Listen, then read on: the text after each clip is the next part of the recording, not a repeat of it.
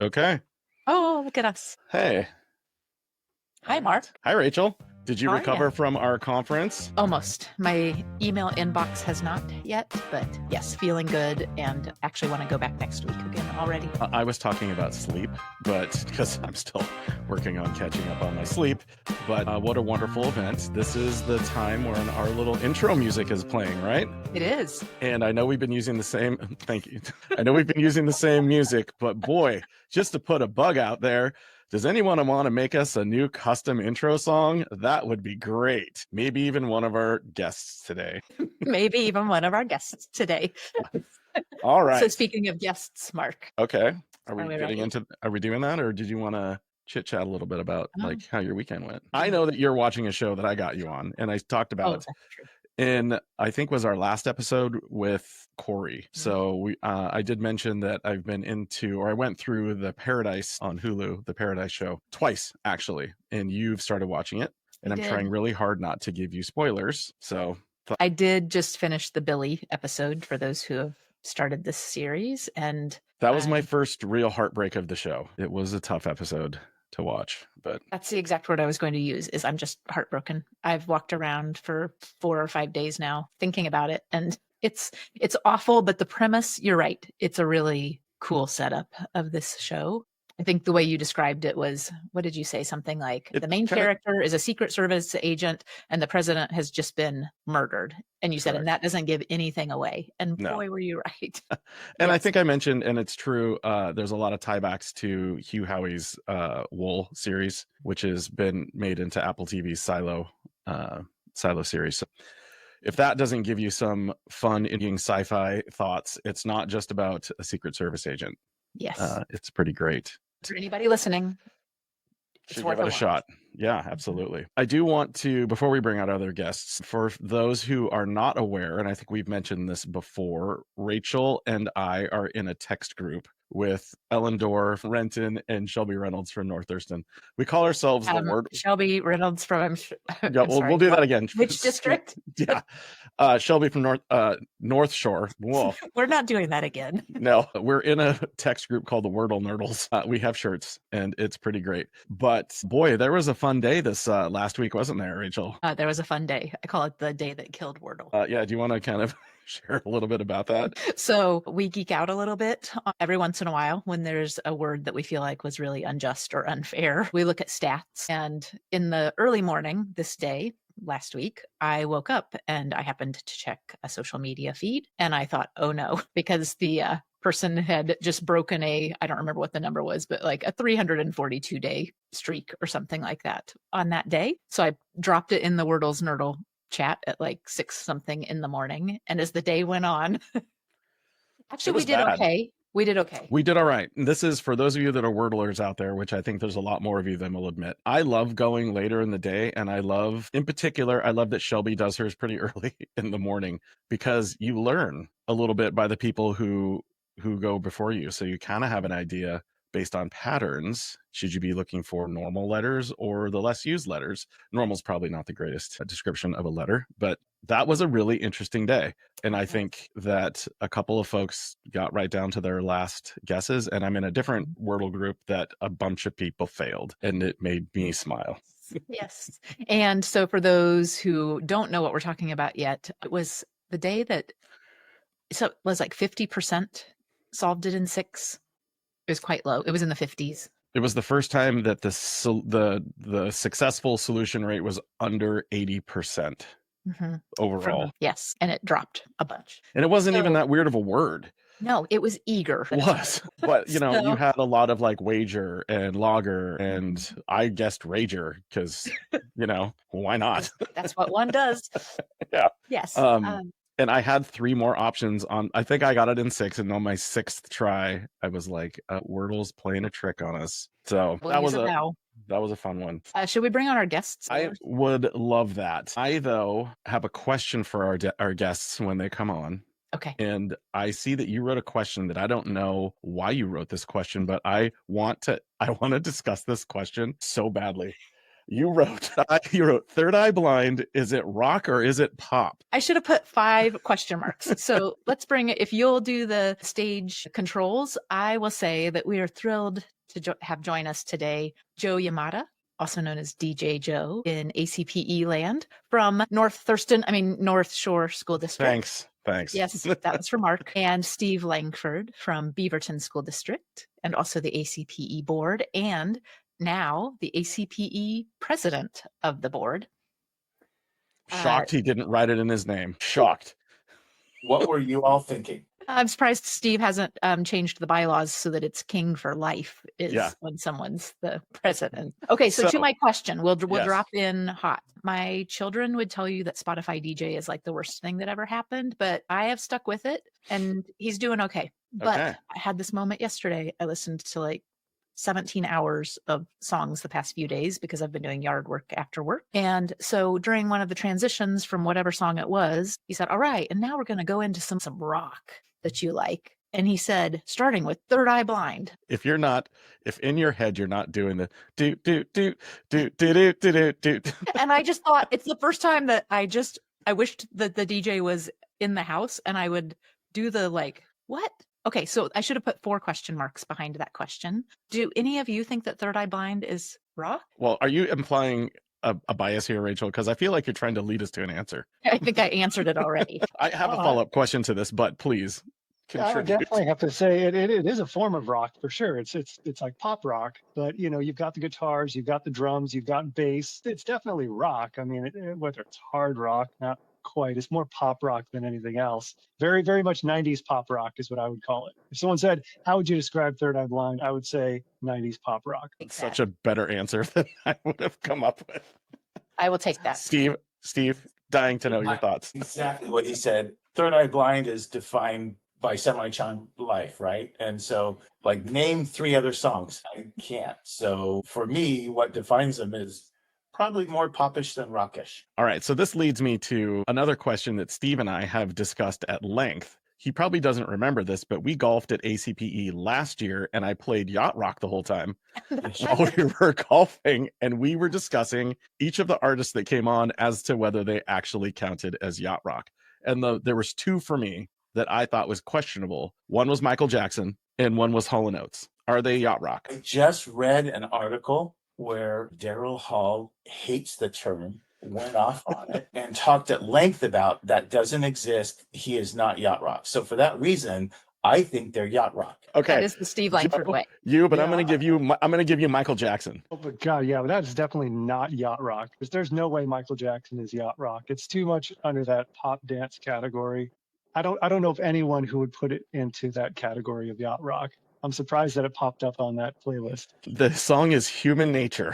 There's like a keyboard melody in there that is the most yacht rocky thing you could ever hear in your life. So you could have elements of yacht rock, just like you could have elements of hard rock with Eddie Van Halen, and he played with Michael Jackson, but it's still not rock. It's still pop and it's dance. I wouldn't put Michael Jackson in any rock category at all. Okay, and there we have it. I believe, and he is the king of pop. He is.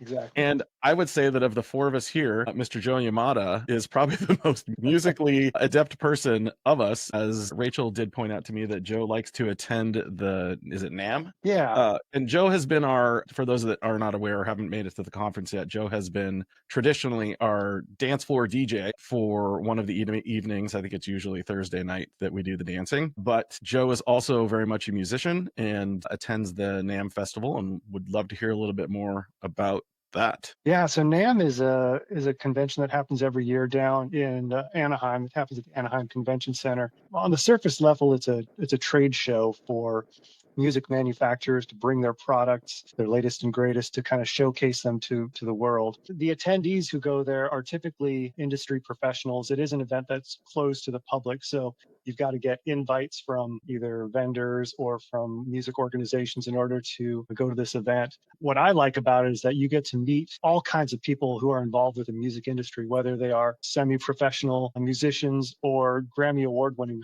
musicians, including producers or just all kinds of folks. So you never know who you're going to be standing in front of in the Starbucks line. It could be someone who's got a pile of Grammy Awards at home, and you have no idea, but you love talking to them, learning from them as you hang out and spend the weekend down at this NAMM convention. What was the cool or the hot thing at this past show? Oh man, there's so much stuff every year. Obviously, the tech area is the area that continues to grow every single year. I don't know if there was any particular product really that jumped out for me, but it seems like every time I go into the tech area of this music convention, there are always things that just kind of blow me away. It's just amazing with how far music has come. And I think, gosh, if I had these tools when I was a kid, how much further along would I be now? So I'm certainly impressed with what's coming out these days. So Steve, entering the chat, you're a musician also. I started playing drums and piano at age 10. And so have played both. It's been a long time since I touched the piano though, so I'm pretty rusty. Drums is I love playing drums. I feel like we have an ACPE jam band in the making if we just find our guitarists, right? Yeah. Okay. I'm excited about this. Steve, do you get to play drums in like real life with other people right now? It's been a few years, but I was playing with some neighbors. We would just get together Sunday afternoons, do a bunch of 80s rock, and that was just a lot of fun. But that's been a few years. Now I spent my weekends gumming my soup on the front porch. So that's right. It's great. Joe's got NAMM and all that cool stuff, music going on. I get to sit on the front porch and yell at kids. But you have a traveling front porch now. That's right. Yeah, Steve likes to text me pictures of where he's at currently, which is not his residence. He has a new travel trailer that you like to go tour around in, and you stumped me last weekend where you were at, which was where again? Stewart, just down the road. It's on the way to Seaside, Oregon, just on 26. So it's close. We have a remote work policy that you got to be within 60 minutes of the office. It's about 45 minutes, and so we take the trailer, go out there, and sometimes I'll work, sometimes I won't, because I can gum soup there too. Okay, so this goes like public on the internet. I'm not sharing anything and everyone doesn't already know. So yeah, no secrets here. True. I have a Steve challenge, and it's that you take your drum set with you one of the weekends. That would be a lot of fun. So for me, no one else. Yeah, no one else, but for me. I bet there might be a band in the making at the campgrounds. Yeah. So, yeah. Okay. I want to just give one last appreciation. Well, can I jump in on musical instruments really quickly? Yes. I would like to point out that Rachel is going to buy a mixer. Rachel is going to buy a controller mixer because she wants to learn how to mix. And I think Julia is going to teach her how to do it, which would be great. Yeah. That is so cool. And we are just going to have quite the EDC style ACPE here pretty soon. I got to tell you, Mark, one of the best additions was last year when you started the mixing and the rave at the Treehouse. It's just been so well received. It was great, and I think we'll get into it a little bit later in this podcast episode. But I have some ideas for next year that I think will make it even better. So we just need to get Joe back out on the decks. I know you were there the first year, Joe, and maybe you were this year, and I just didn't see it because it was really dark at the tree houses this year. Yes, that's true. But we have some logistical things to do. Yeah, we got to figure out some pieces. Also, I mean, it was only the second time we've done it. So, learning process there. But yeah, I can't wait for Rachel to get some decks, and we can all go back to back. It'll be fun. And then Reese was the one that was learning, and Reese had a great time. Reese from Peninsula School District was more or less Julia's roadie. Sorry, Reese, if you're listening to this, but she actually did refer to you as a roadie, and you're in there, and you did great. You did really well. I got to say, really good. It was wonderful. Yeah. Okay, so one last music touch point, and it is that very seriously now, Joe, I have followed you on Spotify for, would it be over 5 years? You've been on there a long while, I think. I think for me, I probably found you, it was maybe heading into the pandemic, around the pandemic. And there's a song, and I'm going to say it's my very favorite. Like, it's one of my very favorite songs, but it's my favorite of yours, even though they're all great. And it's A Silent Tear. But I chuckle each time a little bit when I look at it, because like in my brain, I say a silent tear, and then I chuckle as it starts. But it's so It is so still and not haunting necessarily, but quiet. And for years now, it's the one that on a Saturday morning, when I put on my Saturday morning playlist, it's the one that brings me a lot of joy each time. It like slows my heart rate. The world is calm no matter what's going on. And so thanks for your brilliance and for sharing it on Spotify. And it's been such a pleasure to get to know you at ACPE all of these years, and probably drive Joe crazy a little bit when we're like, okay, and now can we do this dance? And now can we do that dance?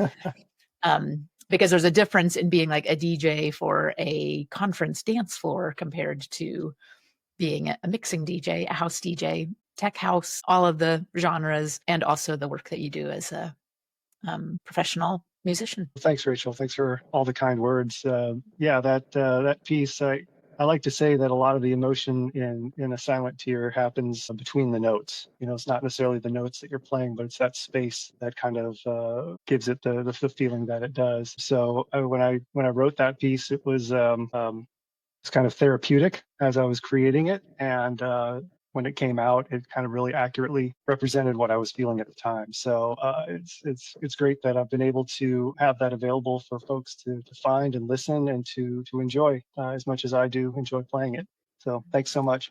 Anybody watching the YouTube stream of this, and I don't know if our stage folks know this, I'm actually sharing Joe's Spotify page at the moment, and I am going to follow this now. Thank you, Joe. Joe is just shy of 40,000 monthly listeners. I don't know if you've looked at your stats lately, but 40,000, right here.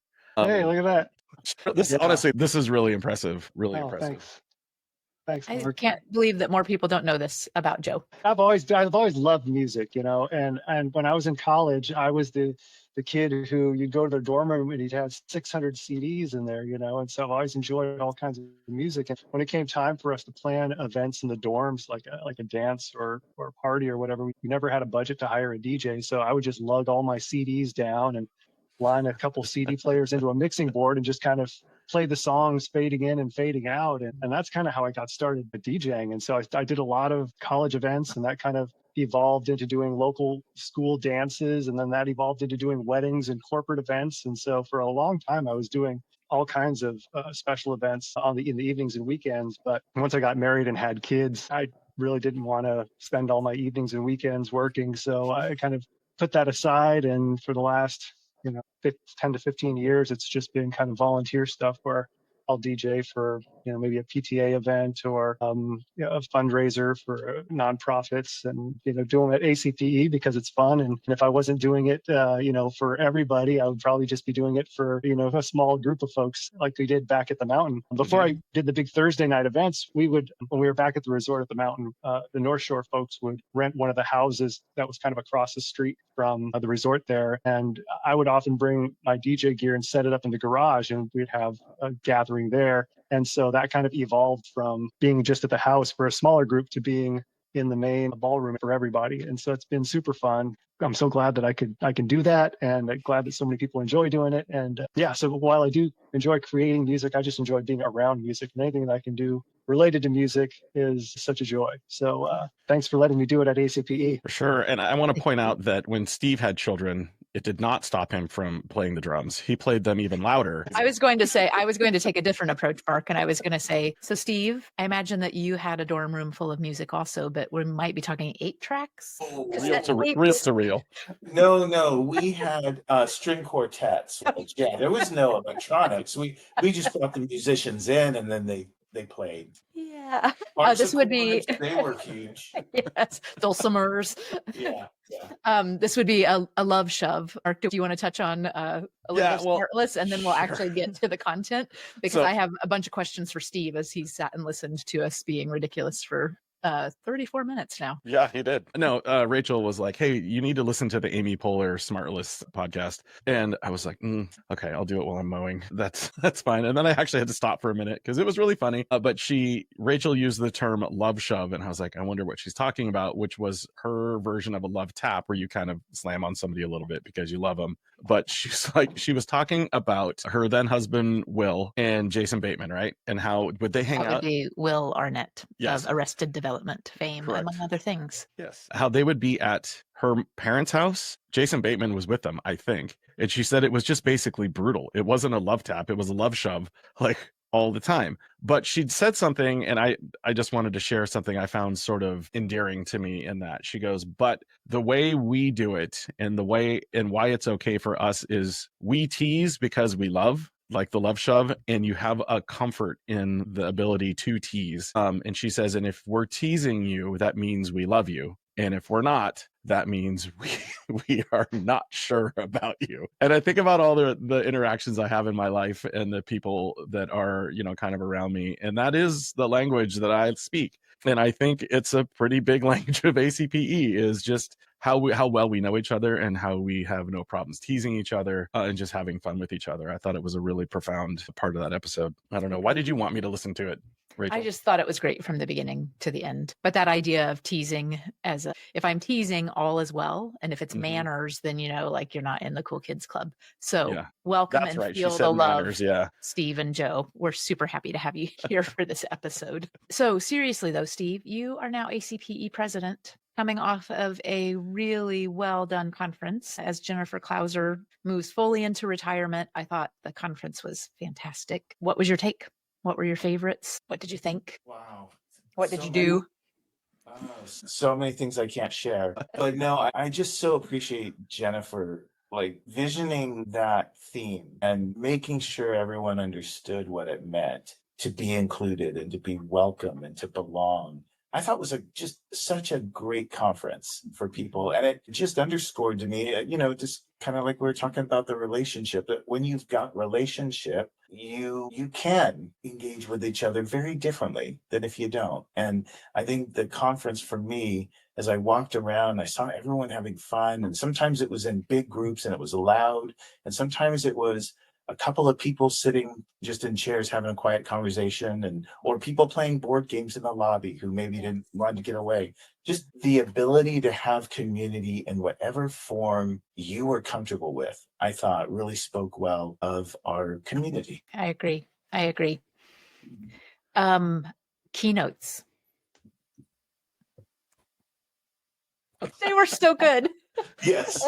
And Sylvia, especially as the closing keynote, I think both were great, but the message and her story, Dirt Road Village, New Mexico, one of the last, right near the border, South New meningitis. Mexico, one of the last meningitis episodes in the country. And then having a recruiter decades later call and say, hey, we're working on this. And I was going back through our archives, and you're the first kind of like non-white man professional postgraduate degree from Stanford. How did you get here? And her saying, I had to think about this. And then going back to that village and telling her story, and then the work that she does and some of the actual data points that she dropped in terms of women in tech, girls in STEM and STEAM, and the opportunities that look different when we're thoughtful about them that help us close some of those gaps that we see.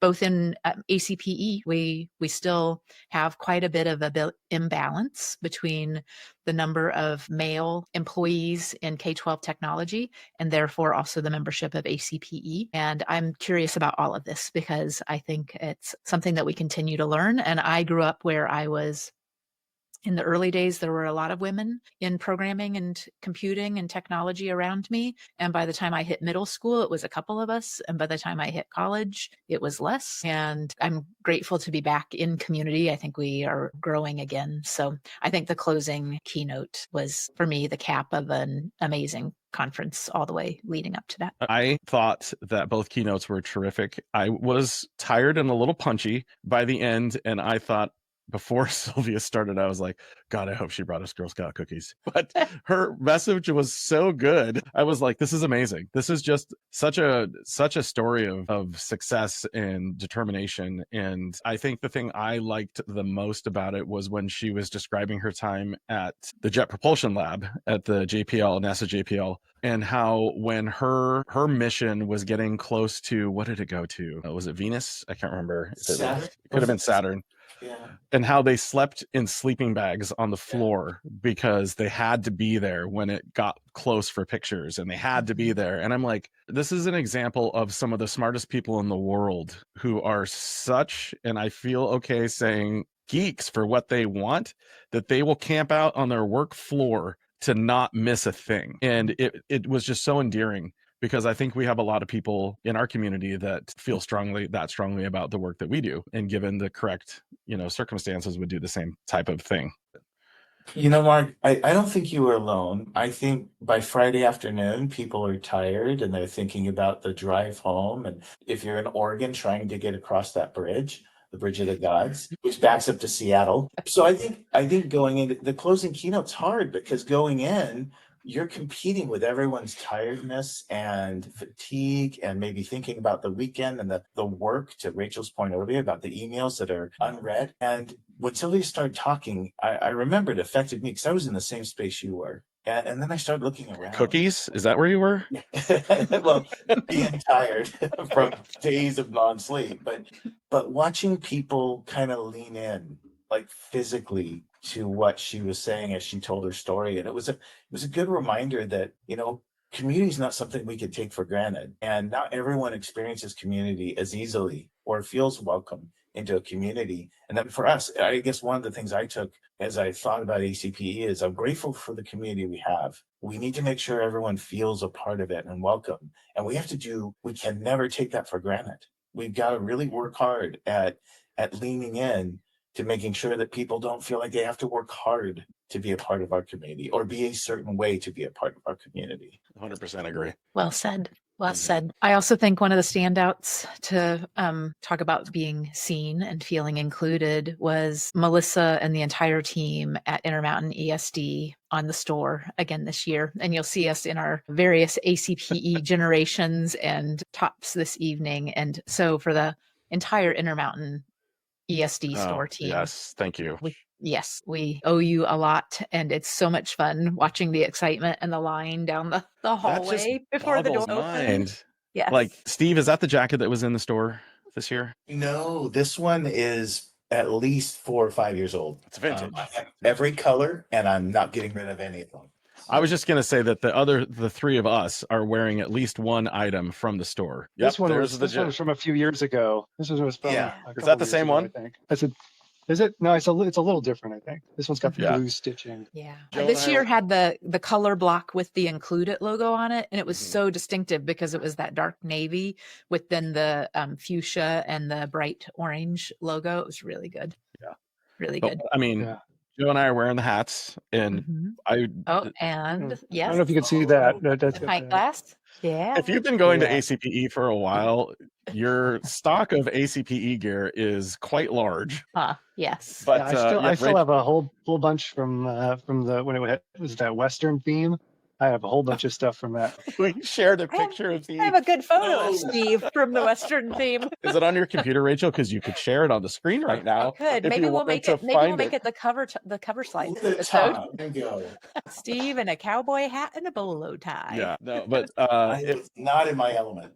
Again, I'm going to throw back to some of the things that I saw at the conference. Sherry Reinhardt retired last year, and she vacated her position on the board, but she came back for a night. And we know that Sherry likes margaritas. So we talked one of our diamond sponsors, Linewise and ClassLink, who had a margarita bar, into naming one of the margaritas after Sherry. And then we printed up some stickers with Sherry's face, and they stuck them on the cups, which was hilarious. She had no idea it was happening, and she was in there while people were looking at the cup and the sticker and her. Somebody had her autograph a sticker, which was interesting, but it was really wonderful that we could celebrate Sherry too.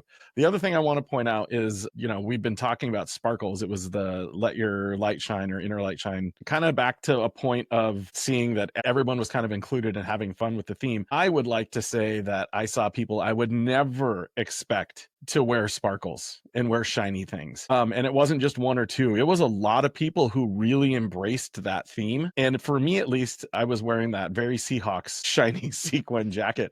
I found two people who had very similar sequined clothing, and we took lots of pictures because we matched so much. But it was just amazing to see some of the things that people were wearing, including all of us. And Steve's very silver jacket was quite incredible.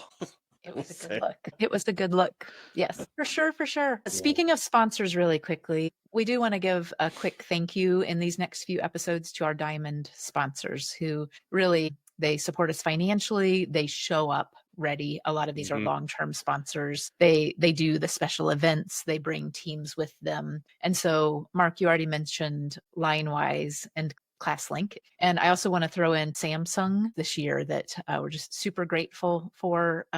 It's the lodge layout is really great for the Diamond sponsors with these, essentially these little rooms that get themed. We had a Papa Shot, right? A little basketball game. The hydration station was a huge hit.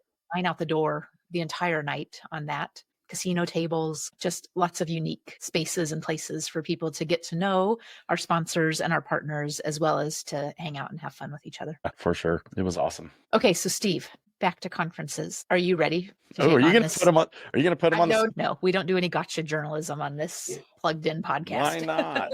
I meant, are you ready to take on the mantle of the presidency? Are you feeling excited about this year ahead? I am, actually. I don't know if you noticed, but yesterday in Discord, I started the ACPE 2026 channel because there's 351 days before the next conference. So we got to start. No, I am excited. I think that, I think I'd like us to keep thinking about the community we've got and the work that we all do and how much that matters and how meaningful it is. And so not giving anything away in terms of themes or how the conference is going to be, but those are the things bouncing around my brain right now.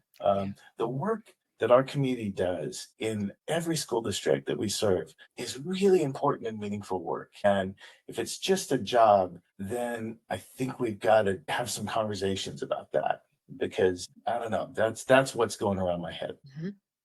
Yeah. So you touched on this, and I'm going to pitch to Joe again. Joe, for years, in addition to following you on Spotify and listening to your beautiful piano work, I know that from sessions in the past, from conversations online, you have really dialed in, like to a professional musician level, how you do mobile computing in North Shore.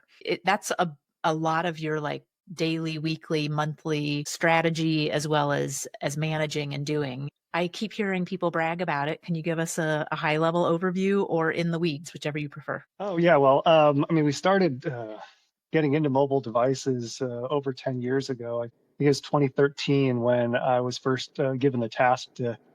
It was basically, hey Joe, figure out how to manage iPads and Chromebooks in large numbers. And it was kind of this crazy position where I was trying out all different kinds of mobile devices, whether it be Android tablets or Windows RT tablets, Kindles, iPads, of course, Chromebooks. I had all these different types of devices and looking into different ways of managing them in scale. And after doing some pilots with small numbers, we eventually got into deciding that we wanted to go with Chromebooks and iPads. And so I was able to start out managing Chromebooks and iPads when we only had 20 of each, and I was able to grow that number to now where we have, almost 9,000 iPads and over 30,000 active Chrome devices in our district. And so I think because I was able to start managing when it was really small, and I was able to kind of be there while it was growing, I've been able to find efficiencies all along the way and really be able to tweak things so that they work at scale. So I always like doing presentations at ACPE, not just to share what I know, but also by sharing that, I get to see other folks in the room who are doing the same thing as I do. And so in between the sessions, I can kind of see some of these folks and say, hey, I saw you in the session. What is it that you do in your district? And so I'm able to start conversations there. And it's amazing how much I learned from other people at the conference just because I was able to be up presenting what I was presenting on, and that was able to spark conversation in between the sessions. So yeah, I learned so much at every ACP that I go to, not just at the sessions, but by talking to people in between the sessions. And I find that almost more valuable, are the relationships that you build and the things that you learn from other folks rather than just what you learn in sessions. Yeah. That is the conference, honestly, a lot of the times. Yes. And Steve, Beaverton and North Shore sound comparable. Is that right, size-wise? I think we're about 18,000 iPads and don't quote me, something thousand clubs. It's just a lot.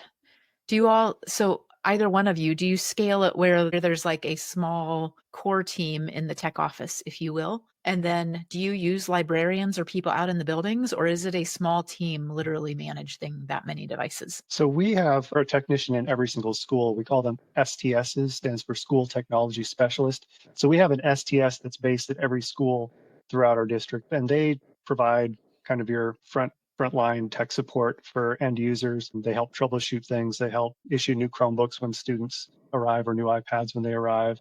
And they just are kind of our folks that are on the front line to help us out. And then we've got our help desk where folks can call in to get assistance with things, or tickets that are submitted typically get answered by help desk. And then if they're not able to resolve the issue, then it would come to me, and I would kind of help them out with that.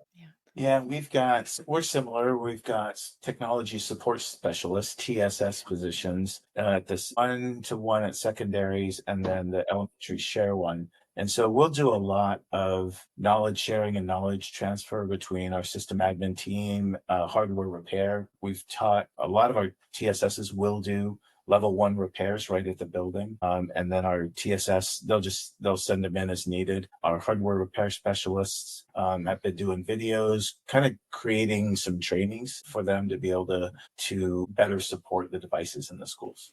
Yeah. You do have that crack repair team. They're amazing. David in the lead, is that right? David and Nick. Yes. Yeah. So for those who manage larger or smaller batches of devices like this, is there a magic software that you've integrated and used to do this? Or do you generally just use like the Google consoles, the Apple School Manager and Jamf? What's the best way to manage at scale in 2025? Well, I would say with Chromebooks, definitely go for Buddy, which is Amplified IT, which is owned by, oh gosh, I'm spacing now. I think maybe CDW bought them. Yeah, they did. CDW bought them several years ago. So I use Go for Buddy on a daily basis, but that kind of works in conjunction with Google's admin console. But if you're deploying large number of devices, or you need to move devices around from OU to OU, Go for Buddy is a super valuable tool and something I highly recommend for any school district that's managing large numbers of Chromebooks. Yeah. And then Steve, mostly Apple for you all, right? And then the Chromebook management in Google. Yeah, Chromebook, Google, Apple, Jamf, big Jamf customer. Mm-hmm. And then Intune for the Windows devices. Yeah, we've been using, for a few years now, we've been using FileWave for that. I mean, we use the Google Management Console, but for our Macs and our PCs, we do FileWave, and we do load up a self-service kiosk in there for users to select applications for their machines too. Have any of you three had Chromebooks set on fire the past couple of weeks, right? The headlines, Steve, of course, Beaverton did. I think we've had some folks try, because we definitely had a larger number of damaged Chromebooks than we typically would, with a physical damage, I should say, in the ports. So I think some folks have tried, but as far as I know, I haven't heard about any actual fires happening. Ours was no fire, but smoke, and had to clear a room, is what I heard. So that's the worst one. Yeah. Yeah, we're the same. Attempt, but no fire. Yeah. I still laugh, though. We had a batch of Chromebooks, I won't say who, but we got reports, and this was years ago, we got reports that when you open them and open the lid up, it would just catch on fire. And I refused to believe it. I was like, no way. And then I took one and I opened it, and it was like a lighter. It went in a little flame, popped right up. It was, the plastic on the chassis was burning because it pinched a power cable going up into the screen. And it was like, it was such a perfect little flame. It was like a lighter. It just was like, bloop. There it is. Oh, I need to do something with our layout real quick, because I'm okay. Are we gonna explore a little bit? Well, I just want to move some things around here, because there's a reason that I want to do this, because Rachel got me thinking about pictures, and I have since learned how to share my screen. I found a picture that I really want to share. Where this is going, I think. And hold on, I need to wait. Give me 1 second. Talk amongst yourselves, in the words of the great Mike Myers. Mark, what you need to do is if you want to share the picture, take a paper clip and just jam it into the USB port. Yeah, it's gonna help. What a great idea. But I mean, here we have. Oh, that's not the one I thought it was going to be. No, but I wanted to put it so that it was right next to each other. Don't look at all my tabs. Oh my gosh. But what I mean, I was just an I was ACPE many years ago. yeah. And what's funny is we've gone to this conference so many times. I know the people in the background too. I'm like, I Yes. absolutely recognize the people in the background. But Yeah. I did see this and I was like, oh, I could put them right next to each other on the screen. And So many great memories. My gosh, that is a good photo. And I gotta tell you, the most terrifying person for me is Rachel, because she has photos that only she has from these ACPE conferences that sometimes I don't remember. Mhm. That was the year I think we implemented Synergy, and our lives were, you probably couldn't tell from the photo, but we were really swimming hard and fast to try and keep things afloat. Yes. Well, and Steve, good times on that, right? Because which it was really just me, right, doing an implementation and also my day job. So it was a nighttime implementation. This was during the housing recession, for those who are old enough to remember that. And we had cut days off of school years. We had, done pretty severe layoffs in those years. And our prior student information system had gotten sold. And so we decided, like, oh, well, I guess we're going to do a student information system migration. And so because of the long story, I was a little bit ahead of the pack. We don't need the story here. It's not meaningful. But then I sweated because I had to make my choice in essentially like a sheltered space, not knowing how the rest of the state and our RFP group would decide. And so I just remember for like a few weeks every night saying, please let it be Synergy. Please let it be Synergy. Please let it be Synergy. And so my environment's set up. I'm starting to build my flat files for the ETLs and enjoying doing it. It does inspire that part of my brain. And I do like doing that work. And then our state student information system leadership group, it was Synergy. And while I had a running start, Steve said, we'll do it in 4 months. What could go wrong? So that photo, we are already in the sleepless nights phase of this implementation, and Steve, especially, and his team, and they pulled it off. And it's even a better story because they pulled it off. And then 2 months later, it was 2 months later when we were at the conference, the annual conference, right? And Steve gets this text and we're standing together and I'm watching his face and I'm like, this isn't good. And it was that the data center was on fire that housed all of the Synergy and all of the things. It was not me. True. He had alibis. Yes. Many of us. So we survived those years. Well, and now that we've earned our gray hair and our wrinkles. You guys look so young in that picture. It was unreal. We were. But, now that I started looking through pictures, I did find another one that I wanted to share because we do have Joe Yamada here, and we got to show the picture of DJ Joe. One of my favorites. Joe, how long ago was this? Geez, I don't know. Okay, so it's got to be in Mallards, right? Oh yeah. Is that? It's when MacBooks still had the light up icon on them. Yeah, well, that's an old, I still have that laptop. They last forever. Those Macs last a long time. I'd have to look at the badge there and see if I can figure out what year it was. But that's 2022. I was gonna say, I feel like that's the tent that we were in. Yeah, that was the last year at the mountain, right? Mm-hmm. Oh yeah. The background. Okay. Well, all I remember about that last year was how wet the floor was because all the rain was coming down and there was water all over the floor, and I'm trying to lift the electrical cables off so nothing gets shorted out. That was a wild last year to have at the resort at the mountain. No one got electrocuted a number of times. Yes. It was like Chromebook stories waiting to happen. Yes. Yeah. Yeah. And Joe, for those of us who are your loyal fans, rain on the dance floor just means that we slide better. It's true. So true. Makes the dancing a little better, which we can use all the help that we can get at ACPE. Oh, and by the way, I was so happy with the hustle and everybody who came out to learn the dance and who dressed up. And we had a huge crowd. And thank you, Joe, for humoring us. That was fantastic. It was so much fun. At one point, Joe Morlock said, I guess we need a bigger dance floor next year. And that was, it was really great. Yeah, thanks so much for doing that. Thanks so much for doing that. I think a lot of people enjoyed it, and there were tons of people who showed up for it, and certainly exceeded my expectations too. I was pleasantly surprised and excited to see so many people participating in that. I like the Moonlight Pavilion as a location for that, Joe. Because you have a very different perspective because you were working on that floor. What do you think about the move to the Moonlight? I think it was great given the weather that we had. So Rachel and Steve, if you can arrange for that same weather to be there next year, I think it's going to be a fantastic second year to be out there. But no, really, I did really enjoy that space. I thought it was nice rather than being in a smaller room. Sometimes those smaller rooms can get real hot and stuffy. Being outside there is a lot of fresh air. I loved how they had all those little fire pits all around the pavilion. People can kind of sit back and still feel like they're involved, but not necessarily dancing. I think sometimes when the dancing happens in a smaller room, if you're not in the room dancing, people don't feel like they really want to be in that room. So having those spaces that are kind of surrounding the pavilion there, where maybe people don't want to dance, but they still want to be a part of the party, like that was a fantastic way that everyone could kind of feel involved and included at the Moonlight Pavilion. So I think it's great. I know you guys had a backup plan for inclement weather. What was the backup plan? I guess I never heard what that was. We did. You give us way too much credit.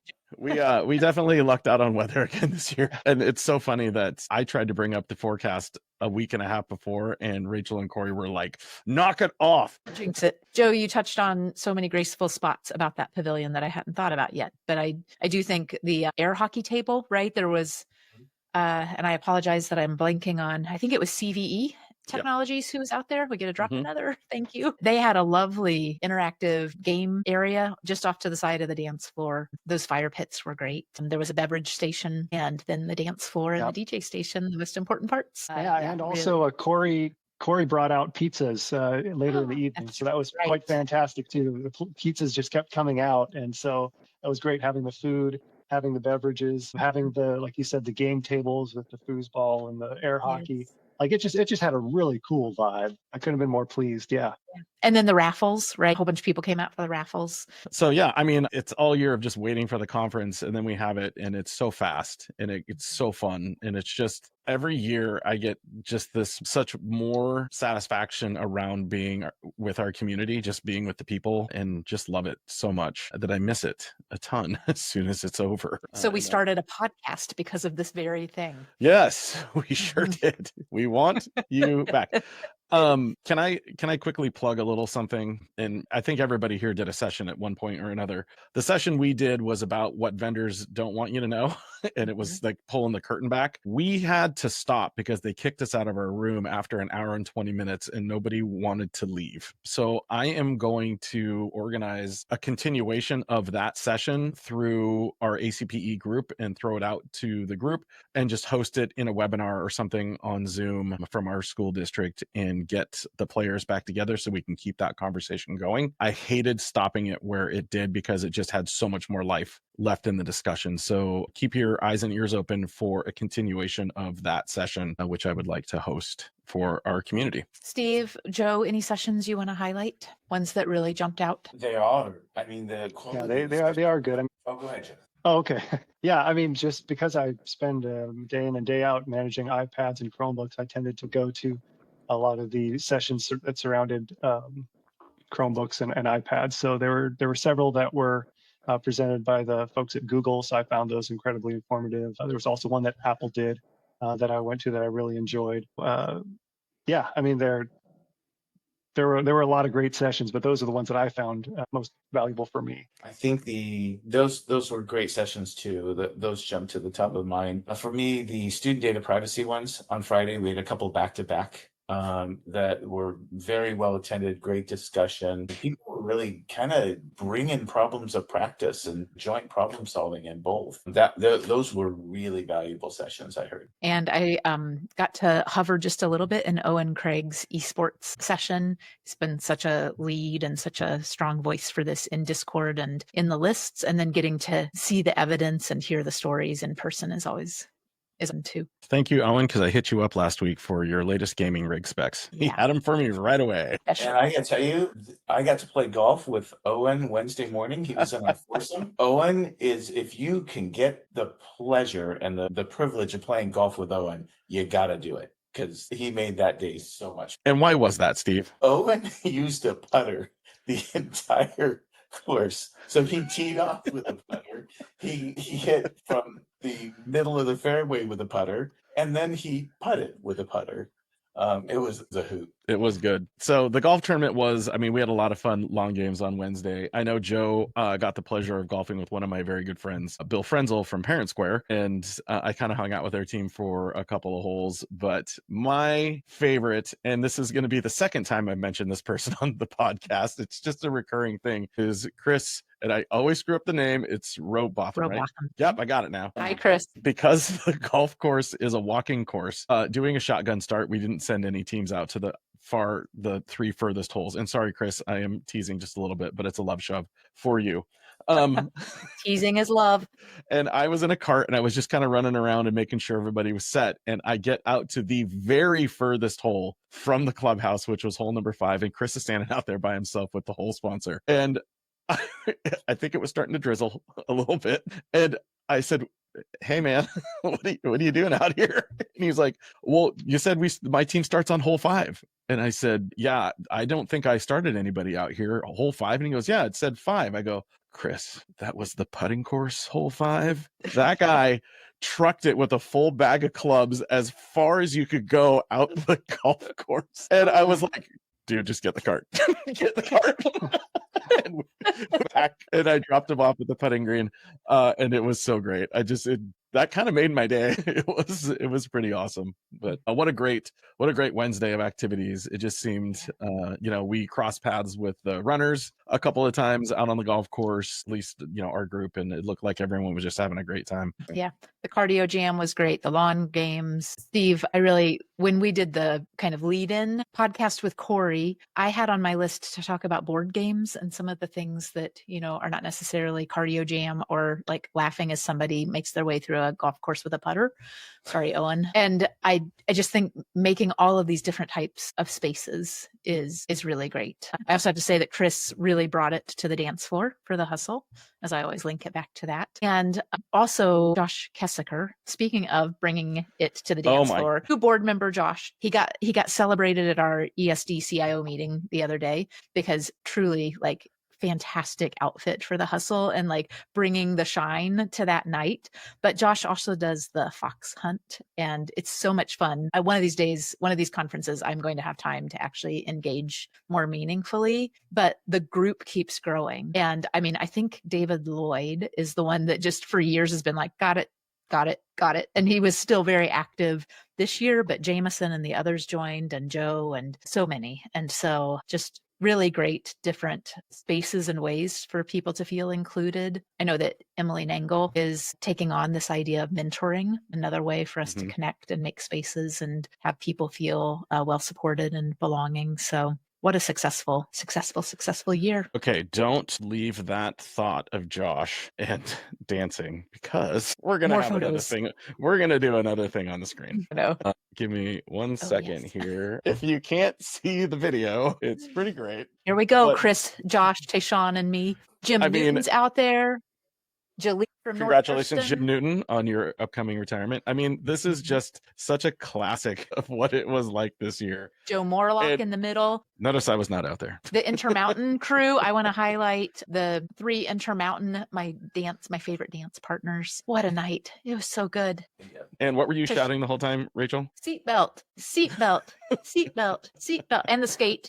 Tayshawn and I did a little co-teaching on the skate. I'm like, you can do it like funky chicken like me, or you can be smooth and cool like Tayshawn. And so he did his, and folks were like, oh, we're going to be like Tayshawn. I don't blame them. So, yes. Well, I'm glad if you are watching, you got a peek of some really epic outfits. We'll put together a slideshow or something, and we'll dump it into. We'll drop some Discord. links in the show notes. Because it really was. You have to see. Well, it's actually in some of our notes. You have to see Steve's jacket because it was. I went salmon fishing on Tuesday morning on the Columbia, and his jacket looked just like the flashers that we were using to attract the salmon.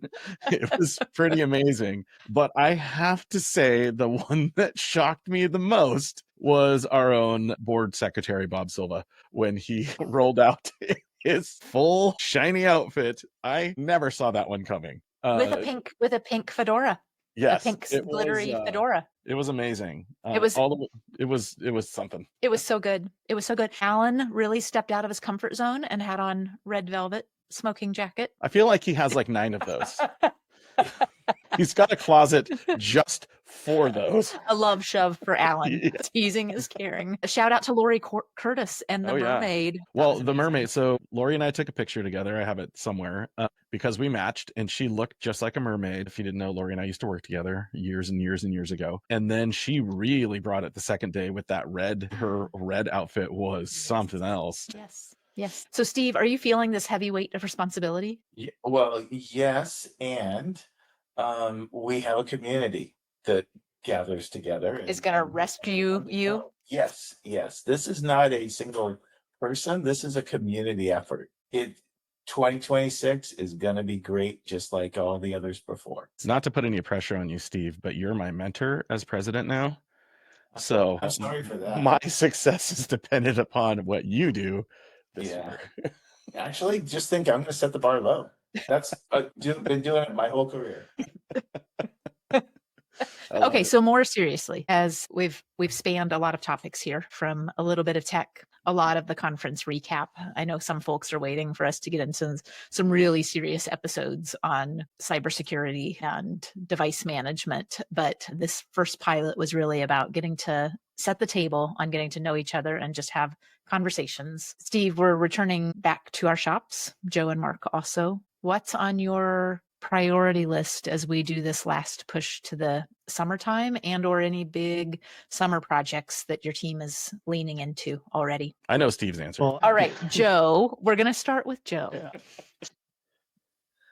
Okay, well, looking ahead to fall of 2025, we're continuing our Chromebook refresh that we started doing 2 years ago. At the start of the pandemic, we were kind of forced into a one-to-one deployment, which we weren't doing prior to the pandemic. And so during that first year of remote learning, we had distributed just all different kinds of models of Chromebooks, new Chromebooks, old Chromebooks, and whatnot. And so we kind of had this chaotic distribution of devices out there. And so over the last 2 years, we've been trying to slowly bring some order to that chaos and trying to get us to a more predictable refresh cycle.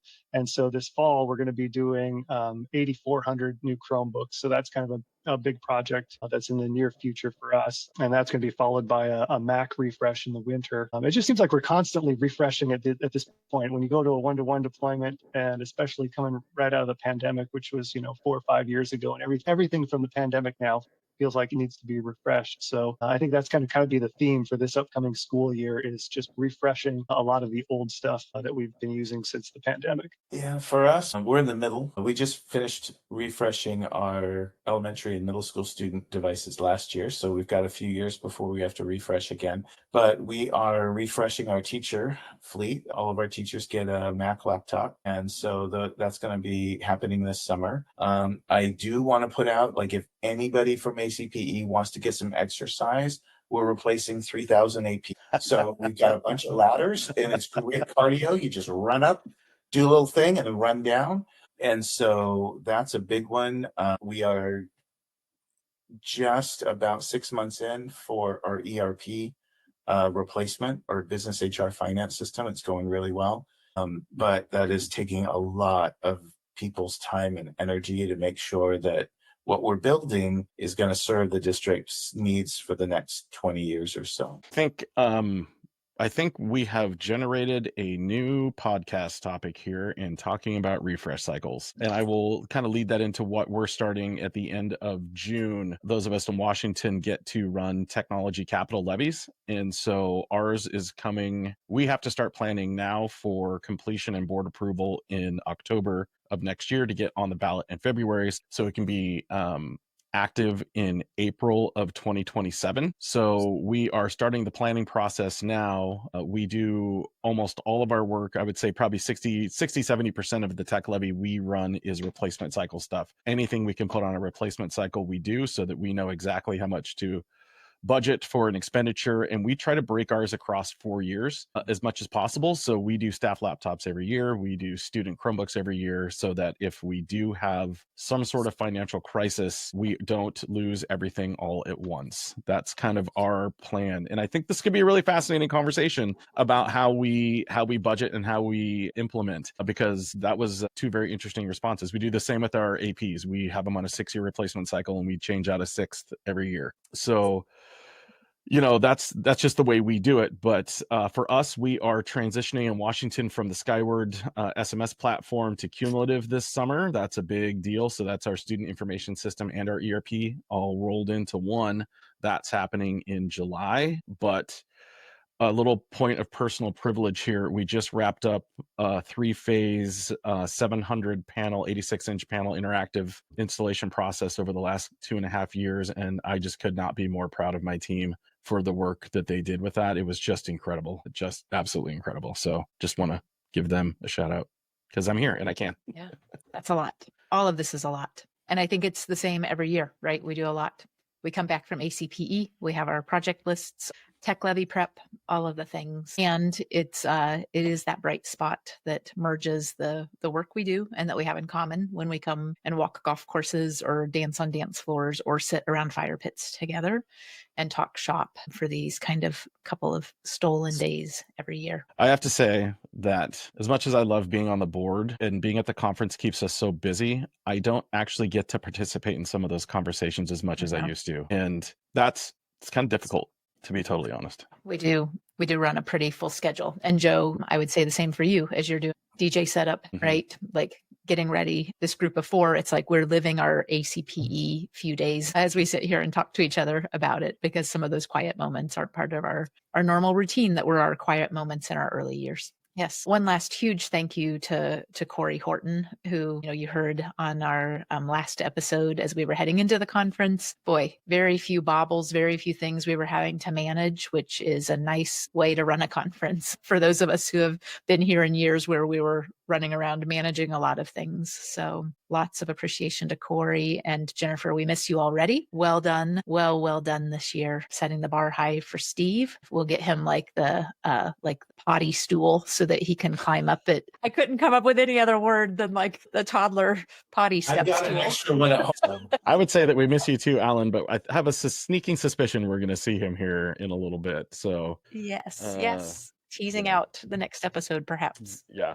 And I don't know, Steve, do we really miss Alan? 50, depends on the day. I mean, another love shove, Okay, and every day there's a time at some point during the day where I think, fellas, and I see Alan and Joe sitting on those chairs on the stage in their old man rockers, and Alan telling a story that I never ever thought that the Alan Miedema that I know and care for and spar with all the time. Hi, Alan. I never thought that Alan Miedema would be the one that would tell a story like that on a stage. So glad he did, because he wouldn't stop talking about it the entire conference. So he needed to work that out of him because it affected him deeply. So our ACPE community, take note of words of wisdom from Alan. Yes. If you missed the closing at the conference, maybe ask Alan in Discord or next time you see him in person for some really good sage advice from one of the elders. I learned about ageism today. I don't know that you can say that. I'm just kidding. I was like, that's a term of endearment, a term of respect. We did our civil rights training today in my department. I didn't call him an old man. Well, now you have. I said he's an elder. I love the Steve just dying. Sorry. It's for a few weeks now, a running joke in our department about age being a protected class, which it is, but it's only if you're over 40. So we're just Ouch. at our young employees. We're like, you're not protected. We can talk about your age as much as we want. 26-year-old. Yeah. Oh my gosh. Sorry. Any closing thoughts, words of wisdom? Just great to have the time to think about kind of those days that we had 2 weeks ago, and just so many great memories. So just appreciate the time. Yeah, definitely. It's definitely something I look forward to every single year, and just feel so fortunate to be a part of this community. Yeah, it really is. Back to the work we go. Well, thank you both. It is a holiday weekend coming up, so it is nice. Oh, is that this weekend? It is. Yes. We get a little Time for Yacht Rock. It is time for Yacht Rock. I think the boat's going in the water and I'll be playing some Yacht Rock. It's going to be great. Perfect ending. Steve, Joe, thank you so much for your leadership in ACPE, for the conversation tonight, for the laughter, and just being amazing guests. Thank you. Thank you, guys. Thank you.